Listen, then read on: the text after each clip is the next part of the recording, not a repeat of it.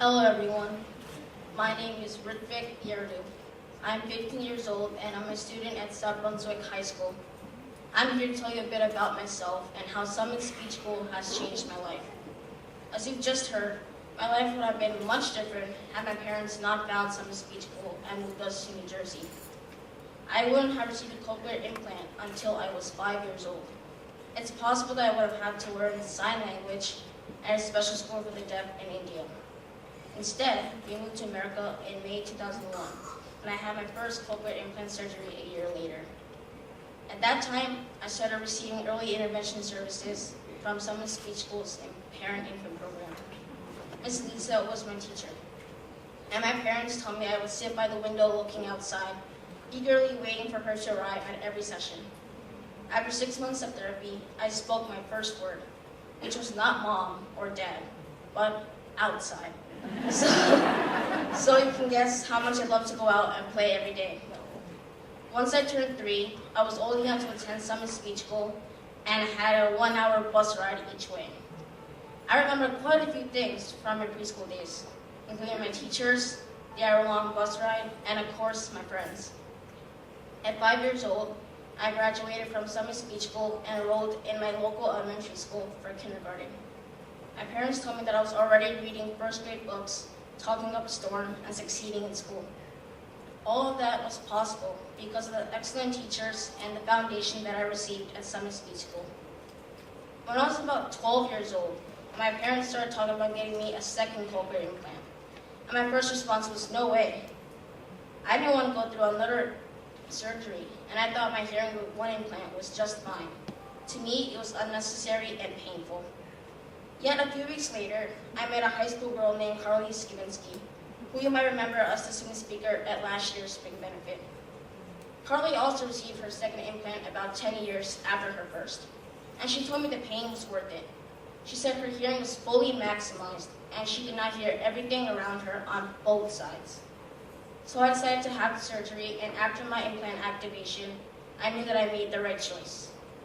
I never realized how much more I could be hearing until I put the second processor on my head. When you only have one implant, you only hear half the world. With 2 implants, you hear everything. I hear music much better and feel more connected during conversations. The transition to hearing on the left side involved many hours of therapy and was challenging, but it was definitely worth it. Right now, I'm in 9th grade and I'm studying AP Physics and Advanced Math. I've been playing the violin for 7 years, and it's something that I've always been passionate about. For me, it's a way to relax and escape from homework and studying.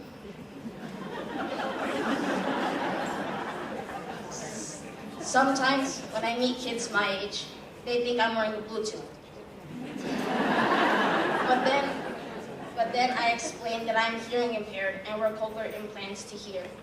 When they ask what it's like to wear implants, I usually tell them, to be honest, most of the time, I don't really give it any thought. Because the implants themselves, they are so light that I actually have to sometimes check to make sure I'm still wearing them. Other than that, I'm really just a regular, normal kid who likes to play video games, basketball, taekwondo, and soccer with my friends. I also have a love for cars and dream of owning my own car like this someday.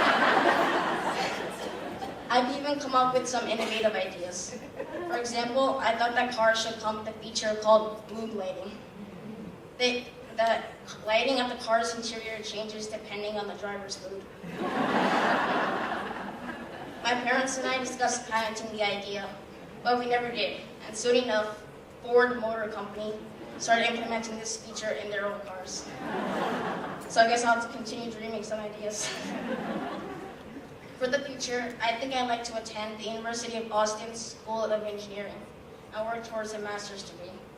Luckily, I still have 3 more years to figure it out. I'm not the only hearing impaired child in my family. My 5-year-old brother Arjun was diagnosed with profound hearing loss when he was born and received his first cochlear implant when he was 1 and his second at 3. Arjun, too, is a graduate of Summit Speech School. He may have hearing impairment like me, but his enthusiasm, energy, and playful attitude tells the world that it doesn't really matter. So I want to thank the staff and faculty at Summit Speech School for giving me the confidence, courage, and knowledge to succeed in my further studies and the rest of my life.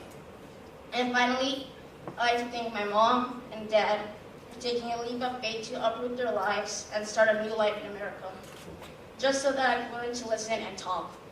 They left India, along with their friends and families, to jobs and their jobs to give me the best absolute chance at success.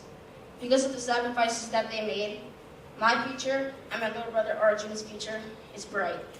Mom and Dad, thank you so much.